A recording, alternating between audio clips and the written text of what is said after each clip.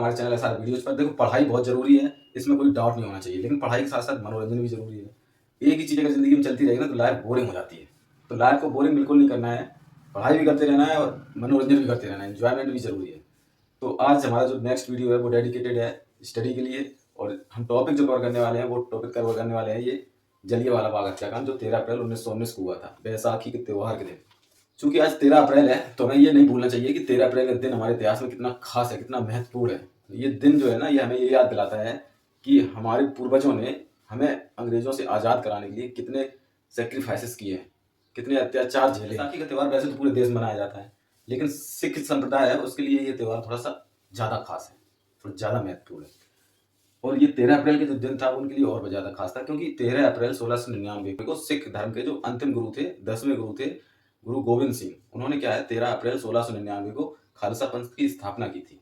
तो उस चीज़ का जो स्थापना दिवस था खालसा पंथ का, उसको मनाने के लिए भी यहाँ पे भीड़ एकत्रित हुई थी।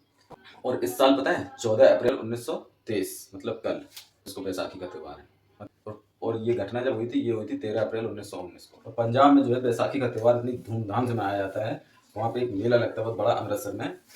वहाँ एक गुरुद्वारा है हरमंदिर साहिब का, उस गुरुद्वारे के पास में मेला लगता है, एक ग्राउंड है बहुत बड़ा सा, जो जलियांवाला बाग के नाम से जाना जाता है। तो उसमें बहुत सारी भीड़ इकट्ठी होती है मेले में, और मेले का आनंद लेते हैं वो लोग। तो ये जो दिन है, ये दिन हमारे भारत के इतिहास में एक बहुत ब्लैक स्पॉट है, काला धब्बा है। और इसकी जो बैकग्राउंड है वो ऐसा नहीं कि एक दिन में तुरंत हो गई, इसके कई सारे, कोई भी घटना होती है ना तो उसके पीछे कई सारे लॉजिक रहते हैं। तो इस घटना के पीछे भी कई सारे कारण थे। उनमें से एक था फर्स्ट वर्ल्ड वार, जो 1915 में चल रहा था, और उसके बाद फिर फर्स्ट वर्ल्ड वार के बाद इसका एक रॉलेट एक्ट आया, और उससे पहले भी कई सारे गदर पार्टी और ये 1857 स्वतंत्रता संग्राम, ये बहुत सारे रीजन थे जिसने जलियांवाला बाग हत्याकांड को अंजाम दिया था। तो जो ब्रिटिश सरकार थी वो एक कानून लेके आई थी, कानून का नाम था रॉलेट एक्ट। तो रॉलेट एक्ट का विरोध चल रहा था पूरे देश में, अपने अपने तरीके से विरोध कर रहे थे। जैसे गांधी जी थे, वो अपना असहयोग आंदोलन, नॉन कॉपरेशन मूवमेंट्स चला रहे थे, और जो अदर लीडर थे, क्रांतिकारी थे, वो अपने क्रांति वाले तरीकों से मतलब निपटना चाह रहे थे। तो जगह जगह कई सारे दंगे चल रहे थे। इन सबको दबाने के लिए जो ब्रिटिश सरकार थी वो लगी हुई थी। तो ब्रिटिश सरकार को क्या है ना, पंजाब में माहौल थोड़ा ज्यादा गर्म लग रहा था, तो उन्होंने क्या किया, अमृतसर में पर्टिकुलरली उन्होंने कर्फ्यू लगा दिया था। कर्फ्यू लगा दिया, कर्फ्यू का मतलब तो आपको पता ही है, वही धारा 144। धारा 144 का मतलब ये है कि कहीं भी लोग इकट्ठे नहीं हो सकते, 4-5 लोग इकट्ठे नहीं हो सकते। और वहां पे क्या है, मेला लगा हुआ था पूरा, और यहाँ सभा चल रही थी। जो जलियांवाला बाग था उसमें क्या है ना, एक सभा भी चल रही थी मेले के साथ साथ। और वो जो एक्टिविस्ट थे, लीडर थे, वो लीडर वहां पे सभा कर रहे हैं, रोलेक्ट एक्ट के बारे में जनता को बता रहे थे, और ये बता रहे थे कि ये कानून हमारे लिए सही नहीं है। और तो लोग क्या है, जो मेला देखने गए वो उधर भी चले गए। उन्होंने सोचा चलो यहाँ भी देख लेते हैं, कहीं भी नेता ऐसा कोई ठीक ठाक बड़ा नेता आता है तो लोग वहाँ अमूमन पहुंच ही जाते हैं।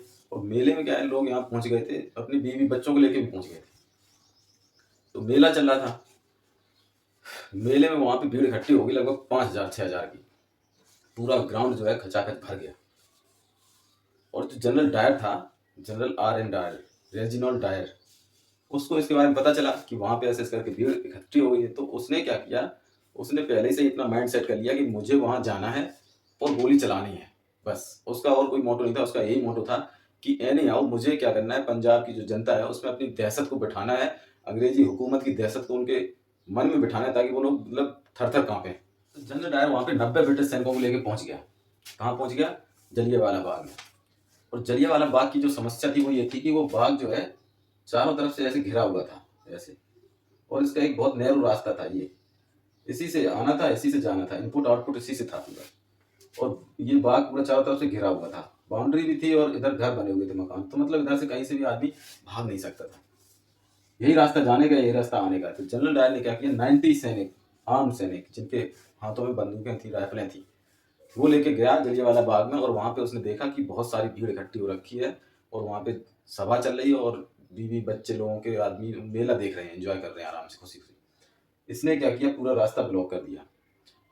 कुछ जगह ये भी लिखा है कि जनरल डायर वहां पे तोपें लेके भी गया था, बट तोपों का जो साइज था वो थोड़ा ज्यादा था, तो वो इस गेट से घुस नहीं सकी, नहीं तो वो तोपों से फायर करने के इरादे से था। बट ये क्या है, यहाँ पे तोपें घुस नहीं सकी, तो फिर वो पैदल जो सैनिक थे उनको ले गया, और उसने वहां पे ले जाके बिना किसी चेतावनी के, जनता को कोई चेतावनी दी कि हम फायर करने वाले हैं, ना कोई हवाई फायरिंग की, क्योंकि उसका मोटिव यही था कि मुझे एनी हाउ बस शूट करना है लोगों को। उसने एक भी हवा में राउंड फायर नहीं किया। और सीधा जनता के ऊपर ओपन फायर किया। 10 मिनट में 1650 राउंड फायर किए गए। समझ सकते हो तुम, वहां इतनी भगदड़ मची, लोग एक दूसरे के ऊपर चढ़े भागे जैसे ही करके। वहां पे कुआं था, उस जलियांवाला बाग में एक कुआं था, लोग अपनी जान बचाने के लिए उस कुएं में कूदे। एक कूदा, दूसरा कूदा, और देखते देखते पूरा कुआं लाशों से पट गया। 150 लाशें उस कुएं में से निकाली गई थी, समझ लो तुम। तो ये जो अपराध था, ये बहुत ही ज्यादा सेमफुल कृत्य था ब्रिटिश हुकूमत का। ये इतना घिनौना अपराध था जिसका मतलब जिसको कभी माफ ही नहीं किया जा सकता है। और जब भी मैं इतिहास को पढ़ता हूँ, खासकर ब्रिटिश सरकार ने जो हमारे देश में अत्याचार किए लोगों पे, उसको पढ़ता हूँ ना, तो मेरे दिमाग में ये वाली फीलिंग आती है। आपको क्या चाहिए? हमें चाहिए जो मिल नहीं रहा है। हम लोग पल्लेदार आदमी ना, हाँ। काम करने दो। नहीं, मैं खरीद नहीं जा रहा हूँ। कोरोना है। नहीं, तू कोरोना है, तू कोरोना है। जा, तू जा, तू जा, तू निकल यहाँ से। नहीं यार, तू जा। वीडियो बना मेरी। हाँ हाँ। तू निकल, गोरे आदमी सब मार। नहीं, विदेशी आदमी निकल, मादर। मैं विदेशी नहीं हूँ, मैं हिंदुस्तानी हूँ। आपका प्रॉब्लम क्या हिंदुस्तान की है? माँ का भूखा। तू यहाँ का है नहीं। कैसे मैं हिंदी बोलते हैं? जा। बोलता है। समझते हैं इस घटना की बैकग्राउंड क्या थी, इस घटना के पीछे की वजह क्या थी। वजह ये थी, देखो, फर्स्ट वर्ल्ड वार चल रहा था, 1915 में शुरू हुआ और 1919 तक चला। तो फर्स्ट वर्ल्ड वार में भारत से जो ब्रिटिश इंडिया था, उसमें क्या है ना, जो सैनिक थे वो उस टाइम पे ब्रिटिश आर्मी में काउंट होते थे। तो जो इंडियन सैनिक थे उन लोगों ने बढ़ चढ़ के हिस्सा लिया। 10 लाख लोग फर्स्ट वर्ल्ड वॉर में इन्वॉल्व हुए। मतलब भारतीय जो फौजी थे ब्रिटिश आर्मी में, 10 लाख से ज़्यादा भारतीय फौजी ब्रिटिश आर्मी में विदेशों में लड़ने के लिए गए और उन्होंने बढ़ चढ़ के हिस्सा लिया फर्स्ट वर्ल्ड वॉर में अंग्रेजों की तरफ से। किस लिए? इसलिए ताकि मतलब अगर ये फर्स्ट वर्ल्ड वॉर में ब्रिटिश गवर्नमेंट की जीत होती है तो कल को उसका फ़ायदा हमें मिलेगा और हमें थोड़ी बहुत स्वतंत्रता मिलेगी, हमें थोड़ी बहुत लिबर्टी आएगी हमारी लाइफ में। और जो टैक्स इतना ज़्यादा लगा रखा है उसमें थोड़ी राहत मिलेगी। और हमारी जो लाइफ स्टाइल है इतनी बुरी तरह से बाउंड हो रखी है, सारी चीज़ों पर रेस्ट्रिक्शंस लगा हुआ है, वो थोड़ा सा मुझे फ़ायदा मिलेगा। इस चक्कर में पूरे जो 10 लाख सैनिक थे, 10 लाख से ज़्यादा थे, उन लोगों ने पूरा बढ़ चढ़ के हिस्सा लिया। भारत के जो लीडर्स थे उन लोगों ने भी उनको सपोर्ट किया कि हाँ तुम लोग पूरा जाओ और अच्छे से लड़ाई करो, अच्छे से इनको सफलता दिलाओ, तो लड़ाई में जीत हासिल कराओ। उसके बाद मतलब एक जस्ट लाइक एग्रीमेंट हो, मान लो तुम एग्रीमेंट टाइप का था ब्रिटिश सरकार से कि एक वर्ल्ड वार ये ओवर होगा, उसके बाद हम थोड़ा सा तुम्हें लिबर्टी देंगे, टैक्स एक्स में छूट मिलेगी, ये सारी उम्मीद भी की थी। ठीक है, वर्ल्ड वार के टाइम पे क्या किया इन्होंने, ब्रिटिश गवर्नमेंट ने एक defence of India act 1950 implement किया। ये क्या था? ये जस्ट लाइक ऐसा था जैसे भारत में इमरजेंसी लगा था, जैसे इंदिरा गांधी ने 1975 में जो इमरजेंसी लगाई थी उसी टाइप है। इसमें क्या होता है, ये क्या था डिफेंस ऑफ इंडिया एक्ट? क्या था? इंडिया एक्ट जो 1915 था उसका मेन मकसद ये था कि मतलब किसी भी तरह से जो भारत में जो राष्ट्रवादी ताकतें एक्टिवेट हो रखी हैं, जो क्रांतिकारी लोग हैं, उनको किसी भी तरीके से दबाना है। मतलब जिसको भी मना है उसको उठा के जेल में ठूंस दो। मिनिमम 2 साल के लिए उनको जेल में ठूंसा जा सकता था। और उनको ये जानने का भी हक नहीं था कि उनको किस अपराध में है, मतलब उनको उठा के जेल में डाला जा रहा है, इनको ये भी जानने का हक नहीं था। किसी भी आदमी के घर में मतलब पुलिस तलाशी कर सकती थी बिना किसी सर्च वारंट के। प्रेस की स्वतंत्रता, freedom of speech, freedom of free movement, वो सारी रेस्ट्रिक्ट कर दी जाती थी। तो इसमें क्या है, जो प्रिवेंटिव डिटेंशन होता है, प्रिवेंटिव डिटेंशन मतलब ये होता है कि अगर किसी आदमी से हमें उम्मीद है कि ये कुछ गड़बड़ कर सकता है, बस उसको उठा के मतलब तुम जेल में डाल दो। उसने गड़बड़ किया नहीं है। जस्ट लाइक वो स्टोरी सुनी है ना, गन्ने वाली, गन्ने पूरे गांव में आग लगा दी।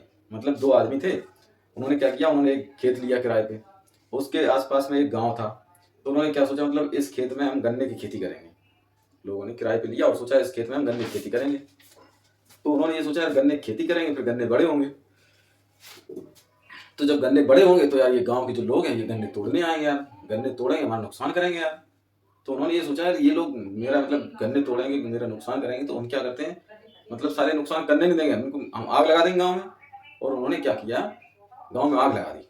तो जब उनको पकड़ा गया, उनसे पूछा गया, पुलिस ने पूछा भाई क्यों आग लगाई गाँव में, तो वो ये बोले कि मैंने ये खेत किराए पे लिया है और हम इसमें गन्ने की खेती करना चाहते हैं। बोले तो गाँव में आग लगाने का क्या मतलब है? बोले गाँव में आग लगाने का मतलब ये है कि कल को हमारे गन्ने बड़े होंगे, ये लोग तोड़ने आएंगे। तो जस्ट लाइक ऐसे ही था, मतलब किसी आदमी से उम्मीद है कि ये गड़बड़ कर सकता है, उसको उठा के डाल दिया। वो गड़बड़ करेगा नहीं करेगा ये तो बात की बात है। तो ये ऐसा सिस्टम था, किसी भी आदमी को मतलब पूरी जो फ्रीडम, मौलिक अधिकार जो होते हैं ना, फंडामेंटल राइट्स जो होते हैं, वो तो खैर आज़ादी के बाद हमें मिले हैं, आज़ादी के टाइम पे तो उनका कोई मतलब था ही नहीं, तो वो पूरी तरह से कर्टेल कर दिए जाते थे इस टाइम में। ये इमरजेंसी प्रोविजन होते हैं। तो ये इमरजेंसी क्रिमिनल लॉ था और इसका मेन मकसद ये था, इसीलिए लाया गया था ताकि जो राष्ट्रवादी ताकतें हैं, जो क्रांतिकारी लोग हैं, उनको किसी भी तरीके से निष्क्रिय किया जा सके। और साथ ही साथ इनको मेन इनका ध्यान था वर्ल्ड वार जीतने के लिए, तो वर्ल्ड वार 1 में इनकी भूमिका थोड़ी और ज़्यादा अच्छी रह सके, तो इधर टाइम खोटी ना करना पड़े, इसलिए उधर ज़्यादा टाइम दे सकें। तो इन्होंने क्या किया, ये रूल लेके आए। तो ये जो रूल है ये 1915 में आया। उसके बाद क्या हुआ, जस्ट इसका नाम चेंज कर दिया और कुछ नहीं किया, प्रोविजंस लगभग सारे यही थे और इन्होंने क्या किया, इसका नाम रख दिया Rowlatt act. Sir Sydney Rowlatt, sir तो बोलने का मन ही नहीं होता खैर इन लोगों को। 19 मार्च 1919 को एक एक्ट लाया गया सिडनी रॉलेट की अध्यक्षता में। सिडनी रॉलेट जो थे उनकी अध्यक्षता में एक एक्ट लाया गया। उसका नाम था एक्चुअली रॉलेट एक्ट, बट इसका प्रैक्टिकली जो नाम था वो anarchical and revolutionary crimes act 1990। इसका नाम था अराजक और क्रांतिकारी अपराध अधिनियम 1919। तो इसका मेन मकसद यही था, जो भारत में राष्ट्रीय आंदोलन उभर रहे थे, जो भारत में क्रांतिकारी गतिविधियां चल रही थी, उनको किसी भी तरीके से दबाना है। तो ये जस्ट लाइक इमरजेंसी प्रोविजन जो डिफेंस ऑफ इंडिया एक्ट 1915 था, उसी की फोटोकॉपी था, बस इसमें चेंजेस ये थे कि इसका नाम चेंज कर दिया था। तो जो भारतीय नेता जो थे, जो इंडियन ब्रिटिश काउंसिल के जो उस टाइम पे सदस्य थे, उन लोगों को जब इसके बारे में पता चला तो उन लोगों ने इसका मतलब अपोज किया और ये अपोज धीरे धीरे जनता तक पहुंचा तो जनता ने अपने अपने तरीके से अपोज किया। क्रांतिकारी जो थे वो भी एक्टिवेट हुए, उन लोगों ने भी अपने तरीके से विरोध किया। तो इसका विरोध बहुत ज़्यादा चल रहा था इस कानून का, क्योंकि इसके प्रोविजन ही ऐसे थे, किसी भी आदमी को उठा के जेल में डाल दो, किसी भी आदमी घर में घुस जाओ, तलाशी ले लो। हाँ, इंडियंस जो उम्मीद लगाए बैठे थे ब्रिटिश गवर्नमेंट से, ये सोच रहे थे कि प्रथम विश्व युद्ध में जब ब्रिटेन की जीत होगी तो हमें कुछ उससे फायदा मिलेगा। 10 लाख भारतीय सैनिक गए वहाँ पे, 10 लाख में से लगभग 80,000 के आसपास वहाँ पे शहीद हुए। तो उन लोगों को ये उम्मीद थी कि अब चूंकि ब्रिटिश सरकार की जीत हुई थी प्रथम विश्व युद्ध में, तो लोगों को ये लगा, जो इंडियन एक्टिविस्ट थे भारत में, उनको ये लगा कि अब हमें कुछ राहत मिलेगी। तो राहत तो छोड़ो, इन्होंने क्या किया, जो डिफेंस ऑफ इंडिया एक्ट इन्होंने 1915 जो इंडिया में उस टाइम इमरजेंसी टाइम लगा रखा था, वर्ल्ड वॉर के 1 के टाइम पे लगा था, उसी को इन्होंने फोटोकॉपी करके रॉलेट एक्ट का नाम देके और 19 मार्च 1919 को ले आए इंप्लीमेंट करने के लिए। तो जब ये पता चला कि राहत तो मिलना दूर की बात, ऊपर से ये और रेस्ट्रिक्शन बढ़ा रहे हैं हमारे ऊपर, हम पे कंट्रोल करने की और कोशिश कर रहे हैं, जो राष्ट्रीय आंदोलन चल रहे हैं, जो क्रांतिकारी लोग जगह जगह गतिविधियां चल रही हैं देश को आज़ाद कराने की, उनको दमन करने के लिए इनकी प्लानिंग चल रही है। और इनका ये मकसद था कि जो 1857 की क्रांति हुई थी, वैसी कोई क्रांति फिर से ना होने पाए। तो इन लोगों ने प्रिकॉशनरी मेजर में इसको रॉलेट एक्ट को लेके आए और उसको यहाँ पे 19 मार्च 1919 को भारत में इम्प्लीमेंट कर दिया। तो इस कानून के विरोध में जो मदन मोहन मालवीय थे, मोहम्मद अली जिन्ना था, इन लोगों ने क्या किया, जो केंद्रीय व्यवस्थापिका थी उसमें ये लोग सदस्य थे, तो इन लोगों ने इस कानून के विरोध में उससे सदस्यता से अपना मतलब इस्तीफा दे दिया। इस कानून के विरोध में महात्मा गांधी को जो केसरे हिंद की उपाधि दी गई थी, उन्होंने उस उपाधि को वापस कर दिया। इस कानून के विरोध में रविन्द्रनाथ टैगोर ने जो नाइटहुड की उपाधि दी गई थी, उन्होंने उस उपाधि को वापस कर दिया। तो सबका विरोध करने का अपना अपना अलग अलग तरीका था। महात्मा गांधी भी नॉन कॉपरेशन मूवमेंट चला रहे थे, जगह जगह सत्याग्रह कर रहे थे इस कानून के विरोध में। कुछ क्रांतिकारी लोग थे, उनका अपना अलग तरीका था, वो अपने अपने तरीके से विरोध कर रहे थे। इसका मतलब पूरे देश में विरोध प्रदर्शन चल रहा था, हड़तालें चल रही थी, लोगों ने मार्केट बंद कर दिए, लोगों ने अपने जो भी काम कर रहे थे सबने अपना अपना काम बंद कर दिया, ठप कर दिया। पूरे देश में हड़तालें हुई, जुलूस निकाले गए, धरना प्रदर्शन किया। गांधी जी का क्या है, गांधी जी उस टाइम जस्ट आए हुए थे भारत में, साउथ अफ्रीका से लौट के भारत में आए हुए थे, तो वो इतने ज्यादा सक्रिय नहीं थे। ये जो रॉलेट एक्ट का विरोध है, इसके बाद ही गांधी जी की जो राजनीति है या गांधीजी में जो है वो स्ट्रीमलाइन में आया है। तो ये जो पहला स्टेप था उनका गांधी जी का सत्याग्रह करने का, जो उन्होंने रॉलेट एक्ट के विरोध में किया था, यहाँ से उनके राष्ट्रीय आंदोलनों में बढ़ चढ़ के हिस्सा लेने की मतलब प्रक्रिया जो है वो यहाँ से शुरू। रॉलेट एक्ट था, इसके विरोध में क्या है ना, पंजाब में काफी ज्यादा मतलब उग्र प्रदर्शन हो रहे थे। तो पंजाब में 2 नेता थे, कांग्रेस पार्टी के 2 नेता थे, एक थे डॉक्टर सत्यपाल और एक थे सैफुद्दीन किचलू। तो ये जो नेता थे 2, इन दोनों नेताओं को ब्रिटिश गवर्नमेंट ने उठा लिया मतलब अरेस्ट कर लिया और चुपके से इनको धर्मशाला भेज दिया। कुछ लोगों ने ये भी लिखा है कि इनको काले पानी की सजा दे दी गई। तो ये जो नेता थे, इनको 10 अप्रैल को इनको उठा लिया गया, 10 अप्रैल 1919 को इनको उठा लिया गया। तो जब इनकी गिरफ्तारी हुई तो इसके विरोध में पूरे पंजाब में और ज़्यादा प्रदर्शन हुए कि हमारे नेताओं को रिहा किया जाए, उनको गलत तरीके से मतलब अरेस्ट किया गया। और अरेस्ट किस बेस पे किया गया था, गिरफ्तारी किस बेस पे हुई, वो इसी बेस पे हुई, ये जो कानून लेके आए थे रॉलेट एक्ट के तहत, उसके बेस पे गिरफ्तारी। 10 तारीख को उनकी गिरफ्तारी हुई और ये जो सभा चल रही थी, ये इसी गिरफ्तारी के अगेंस्ट में जस्ट लाइक मतलब धरना प्रदर्शन टाइप ऐसा चल रहा था वहाँ पे। और इन लोगों की जो गिरफ्तारी थी उसके अगेंस्ट में लोगों को जागरूक किया जा रहा था और प्रशासन से ये मांग की जा रही थी कि जो उन नेताओं को हमारा गिरफ्तार किया गया है उनको रिहा किया जाए। ये मामला है 13 अप्रैल 1919 का। और उस सभा में क्या है, वहाँ पे मेला लगा हुआ था हरमिंदर साहब में। हरमिंदर साहब से जलियांवाला बाग की दूरी मात्र 500 मीटर थी। तो लोग मेला देखने आ रहे थे, साथ साथ इधर की तरफ जलियांवाला बाग में भी घूमने के लिए चले आ रहे थे। तो ऐसे करके जलियांवाला बाग में हो गई बहुत ज़्यादा भीड़ इकट्ठी। तो ये जो सारे रीजन है, आपने देख लिया रीजन मतलब कहाँ से शुरू हुआ, वर्ल्ड वॉर 1 से शुरू हुआ। और उसमें कहीं ना कहीं पीछे से अगर आप और ज्यादा बैक में जाओगे तो आप पाओगे मतलब इसके पीछे कई सारे रीजन थे। जैसे 1800 रॉलेट एक्ट के तहत जिसको एक बार गिरफ्तार कर लिया, उसको पहले तो जमानत के लिए उसको पहले सिक्योरिटी मनी भरनी पड़ती थी, मतलब अपनी जमानत जमा करानी पड़ती थी। जमानत जमा कराने के बाद उसको क्या है, ये आदेश दिया जाता था कि वो किसी भी तरीके के किसी भी मतलब जो भी प्रोग्राम होते हैं, जो भी सभाएं होती हैं, किसी में भी भाग नहीं लेगा। Let it be educational, religious, political, किसी भी प्रकार की किसी भी सभा में भाग नहीं लेगा। अगर उसने ऐसा किया तो उसको फिर से अरेस्ट कर लिया जाएगा और उस पर फाइन किया जाएगा, और हो सकता है कि फाइन भी किया जाए और जेल भी कर दिया जाए, दोनों चीज़ें भी हो सकती है। फर्स्ट वर्ल्ड वार में जो भारतीय सैनिक थे, जिन्होंने 10 लाख से ज़्यादा जो भारतीय सैनिक थे जिन्होंने मतलब पार्टिसिपेट किया था ब्रिटिश इंडिया की तरफ से, उनमें ये समझ लो 74,187 लगभग 80,000 के आसपास जवान शहीद हुए। और पूरे वर्ल्ड वार में जो कुल मौतें हुई ना, सब मिला के 85,28,000 लोग मारे गए फर्स्ट वर्ल्ड वार। उसके बाद क्या हुआ, 1931 में दिल्ली में जो इंडिया गेट है उसका निर्माण किया गया, उस पर 13,220 के समथिंग पार्टिसिपेंट थे फर्स्ट वर्ल्ड वार में, जो सैनिक थे उनके नाम पे इंग्रेव कराए।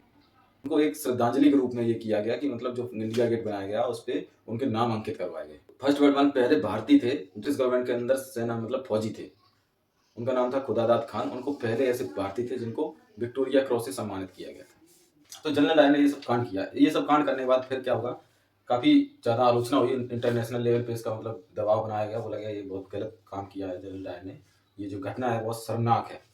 ब्रिटिश सरकार जो ब्रिटिश संसद है उसमें क्या है ना, जैसे लोकसभा और राज्यसभा अपने यहाँ होती है, वैसे वहाँ पे होते हैं House of Commons and House of Lords. तो हाउस ऑफ लॉर्ड्स जो रहता है वो होती है राज्यसभा, और हाउस ऑफ कॉमन्स जो रहती है वो वहाँ पे होती है लोकसभा। तो हाउस ऑफ कॉमन्स में इस चीज़ की आलोचना की गई, जनरल डायर ने जो काम किया वो गलत किया, ये काम जो ब्रिटिश सरकार है उस पर एक धब्बा लगाता है। और जो हाउस ऑफ लॉर्ड्स था, जो राज्यसभा थी, उसने जनरल डायर की प्रशंसा की और बोला कि जनरल डायर ने बहुत अच्छा काम किया है, और उन्होंने ब्रिटिश साम्राज्य को विस्तार करने के लिए या ब्रिटिश साम्राज्य का प्रभुत्व बनाए रखने के लिए जो उन्होंने कदम उठाया है वो एकदम सही उठाया है। तो ब्रिटेन की जो मीडिया थी उसने उसको, जनरल डायर को, शेर ए ब्रिटिश की उपाधि से सम्मानित किया। साथ ही वहाँ का जो हाउस ऑफ लॉर्ड्स था, जो वहाँ की राज्यसभा थी, उन्होंने क्या किया, 26,000 पाउंड उस टाइम पे चंदा करके इकट्ठा किया और जनरल डायर को वो रुपए सम्मान राशि के रूप में दिए। 26,000 पाउंड का मतलब समझते हो, ये समझ लो आज की डेट के 26 लाख रुपए। 26 लाख रुपए उस टाइम पे उसको ये शर्मनाक कृत करने के लिए पुरस्कृत राशि के रूप में दिया गया हाउस ऑफ लॉर्ड्स के द्वारा। तो ये जो कायराना कृत था, ये जो घटिया टाइप की हरकत की थी जनरल डायर ने, इसकी जांच करने के लिए एक हंटर समिति का गठन किया गया, हंटर आयोग का, हंटर कमीशन का गठन किया गया 14 अक्टूबर 1919 को। तो ये जो कमीशन गठित किया गया था, इसके जो अध्यक्ष थे, जो इसके प्रेसिडेंट थे, वो थे विलियम हंटर। विलियम हंटर की अध्यक्षता में ये हंटर कमीशन गठित किया गया 14 अप्रैल 1919 को।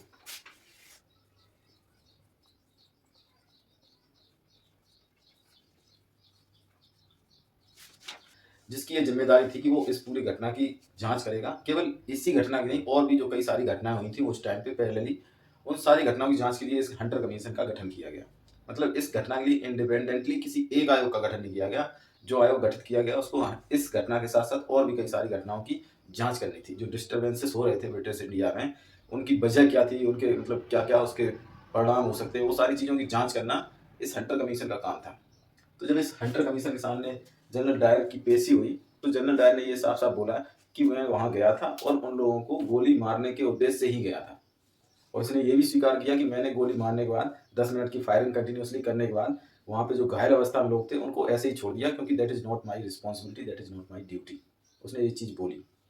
तो ये जो हंटर कमीशन का गठन किया गया, इसमें टोटल 7 सदस्य थे, इंक्लूडिंग जो अध्यक्ष थे विलियम हंटर, उनको मिला के टोटल 8 सदस्य थे। तो जो विलियम हंटर के अलावा जो 7 सदस्य थे उनके नाम ये हमने लिखेंगे, WF Rice, GC Rankine, George Barrow and Thomas Smith. ये जो 4 सदस्य थे ये अंग्रेज सदस्य थे, ब्रिटेन के थे, ठीक है। और जो 3 सदस्य थे ये इंडियन सदस्य थे। जो इंडियन सदस्य थे उसमें थे चमनलाल सीतरवाड़ थे, और पंडित जगत नारायण थे, और सुल्तान अहमद खान थे। ये 3 भारतीय सदस्य थे और 4 ये अंग्रेजी सदस्य थे। तो इन लोगों ने जब फाइनली इन लोगों ने हंटर कमीशन की रिपोर्ट सबमिट की, तो उसके क्या क्या निष्कर्ष थे वो हम डिस्कस करते हैं। तो हंटर कमीशन जब रिपोर्ट आई, तो रिपोर्ट में जो 8 सदस्य थे इंक्लूडिंग विलियम हंटर, उन सब लोगों ने ये माना कि जो जनरल डायर का जो कृत्य था वो गलत था, उनका जो डिसीजन था वो गलत था, उन्होंने वहाँ जो ओपन फायर किया वो नहीं करना चाहिए था। हंटर आयोग की रिपोर्ट आई तो इसमें क्या है, थोड़ा सा मतभेद था अंग्रेजी और हिंदी वालों में। अंग्रेजी सदस्यों का मानना यह था कि जो जनरल डायर ने फायर किए वो कोई गलत नहीं किया है, ठीक है फायर किए, लेकिन इनकी ये गलती थी जनरल मतलब डायर की कि उसको वहाँ पे लोगों को चेतावनी देनी चाहिए थी या पहले ओपन फायर करना चाहिए था भीड़ को भगाने के लिए। अगर भीड़ नहीं भागती तो ओपन फायर करना चाहिए था, बट की तो की, मतलब कुछ खास इन पर फर्क नहीं पड़ रहा था इस चीज़ से। इन लोगों का मानना ये था कि उन्होंने भीड़ पूरी तरीके से शांतिपूर्ण वहाँ पे सभा चल रही थी, उस पर फायरिंग करने का कोई लॉजिक नहीं बनता है, तो इनका जो फायर करना था वो बहुत गलत था। इन 3 लोगों का ये मानना था, ठीक है। उसके बाद बाकी जो पॉइंट आए उनमें ये पूरी जो आयोग था हंटर आयोग, उसका ये मानना था कि जो भीड़ वहाँ एकत्रित हुई थी वो शांति सभा के रूप में थी, कोई कॉन्स्पिरेसी या षड्यंत्र टाइप का कुछ नहीं चल रहा था। वो भीड़ एक शांति रूप से सभा चल रही थी और उसमें किसी प्रकार से ब्रिटिश सरकार के विरुद्ध किसी प्रकार का कोई षड्यंत्र नहीं हो रहा था। ये इस आयोग की रिपोर्ट में माना गया। रिपोर्ट ने ये भी माना कि पंजाब में जो मार्शल लॉ उस टाइम घोषणा की गई थी वो एकदम उचित थी, पूरी तरह से लीगली थी। सदस्य थे भारतीय सदस्य, जिनका ये मानना था कि जो मार्शल लॉ वहाँ पे लगाया गया पंजाब में, उसकी कोई आवश्यकता नहीं थी, वो लगाना उचित नहीं था। ये अपने भारतीय सदस्यों का मानना था। वही बात, तो क्योंकि मेजॉरिटी ये थी, माइनॉरिटी ये थी, ये 4 सदस्य थे, ये 3 थे, तो कुल मिला के इस रिपोर्ट में ये माना गया कि हंटर का गोली चलाना बिल्कुल भी गलत नहीं था, उचित था, लेकिन सिवाय इसके कि उसको एक बार चेतावनी देनी चाहिए थी भीड़ को। दूसरा, हंटर कमीशन की रिपोर्ट में ये भी कहा गया कि जो गोली चलाने की ड्यूरेशन थी वो बहुत ज़्यादा थी, 10 मिनट की ड्यूरेशन थी, 10 मिनट में 1650 राउंड फायर किए गए। तो हंटर कमीशन का ये मानना था कि लगातार इतनी देर तक गोली चलाना गलत था, छोटी मोटी ड्यूरेशन के लिए गोली चलानी चाहिए थी। बाद में क्या हुआ, हंटर जो आयोग की रिपोर्ट थी इसके आधार पर फिर वहाँ पे जो मृतक थे उन लोगों के परिवार वालों को 15,000 रुपये बतौर मुआवजा दिया गया। हर किसी के मृतक के घर वाले को, डिपेंडेंट को 15,000 की राशि ब्रिटेन की उस टाइम जो भारत में सरकार थी उसके द्वारा मृतक के घर वाले को 15,000 रुपये मुआवजा के तौर पर चुकाया गया। जनरल डायर जो था, रेजिनाल्ड डायर, जिसने वहाँ पे फायरिंग की थी जलियांवाला बाग में, उसको क्या है ब्रिगेडियर से डिमोशन करके उसको कर्नल बना दिया गया और उसकी भारत में जो सेवाएं थी उनको समाप्त कर दिया गया और उसको वापस ब्रिटेन में बुला लिया गया। ब्रिटिश सरकार ने उसका निंदा प्रस्ताव पास किया वहाँ के हाउस ऑफ कॉमन्स में और उसके बाद फिर उसको इस्तीफा देना पड़ा। मतलब उसको कुल मिला के फौज से रिटायर कर दिया गया और उसका पहले तो डिमोशन किया गया, डिमोशन करने के बाद उसको फौज से रिटायर कर दिया गया और 1927 में प्राकृतिक कारणों से उसकी मौत हो गई। उसके बाद क्या हुआ, जो ऊधम सिंह थे उनका चैप्टर शुरू होता है। उन्होंने क्या किया, उन्होंने प्रण लिया था, निश्चय किया था कि मैं किसी भी तरीके से इस घटना का बदला लूंगा।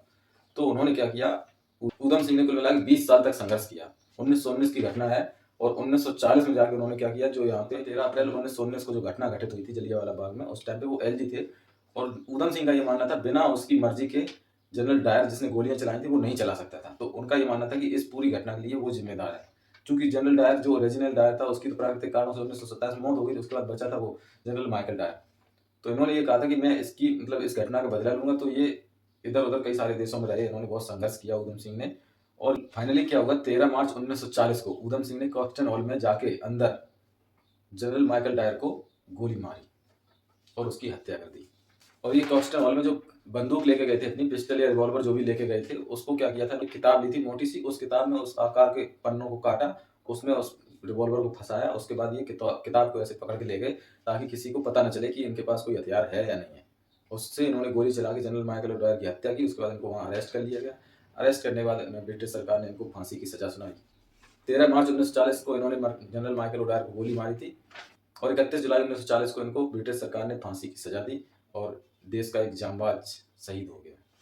महात्मा गांधी और पंडित जवाहरलाल नेहरू ने ऊधम सिंह के द्वारा जनरल माइकल डायर की जो हत्या की गई थी उसकी निंदा की थी। ये जानना भी आप लोगों के लिए जरूरी है। तो ये जो घटना है भारतीय इतिहास की बहुत एक शर्मनाक घटना थी। अंग्रेजों ने जो अत्याचार किया था उसमें से एक एग्जाम्पल ये घटना थी कि अंग्रेजों ने हमारे मतलब जो क्रांतिकारी लोग थे जिन्होंने भारत की आज़ादी में अपना सब कुछ न्यौछावर कर दिया, उन लोगों को कितना संघर्ष करना पड़ा और उन्होंने कितना मतलब कैसे कैसे कुल मिला के कहने का मतलब ये है, जो आज़ादी हमें मिली है इसकी इंपॉर्टेंस को हम सबको समझना चाहिए और जिन लोगों ने अपना सब कुछ न्यौछावर कर दिया, सर्वस्व बलिदान कर दिया हमें आज़ाद रखने के लिए, उन लोगों का हमें एकदम शुक्रिया अदा करना चाहिए और हर पल शुक्रिया अदा करना चाहिए। ये जो आज नंगपन फैला है, जैसे मेट्रो में एक लड़की घूम रही है नंगी ओके, कई जगह एक लड़की को देखा होगा वो कुछ भी पहन लेती कुछ भी पहनती नहीं है, ऐसी भी घूम रही है। तो ये जो स्वतंत्रता है, कुछ भी मुंह से बक बक करके हक देते हैं लोग, ये जो स्वतंत्रता है ना, ये हमें आज़ाद देश में है। जब हम लोग गुलाम थे, जब हमारा देश गुलाम था, उस टाइम ऐसी कोई स्वतंत्रता नहीं थी। ये तो बहुत बड़ी बातें हैं, छोटी मोटी स्वतंत्रताएं भी नहीं थी, जो हमारी मौलिक स्वतंत्रताएं होती वो तक नहीं थी। तो कहने का मतलब जो है, जो आज़ादी हमें मिली है हमें उसका रिस्पेक्ट करना चाहिए और हम उनके आजीवन आभारी रहेंगे कि उन्होंने अपना सब कुछ बलिदान कर दिया हमें आज़ादी दिलाने के लिए, बोलने की आज़ादी, घूमने की आज़ादी, कुछ भी करने की आज़ादी। तो आज 13 अप्रैल जलियांवाला बाग शहादत दिवस के अवसर पर मैं उन समस्त शहीदों के चरणों में नमन करता हूं जिन्होंने अपना सर्वस्व बलिदान कर दिया है हमारे देश को आज़ाद करने में, हमें आज़ाद करने में। तो आज के लेक्चर में इतना ही, मिलते हैं फिर नेक्स्ट वीडियो में, तब तक के लिए।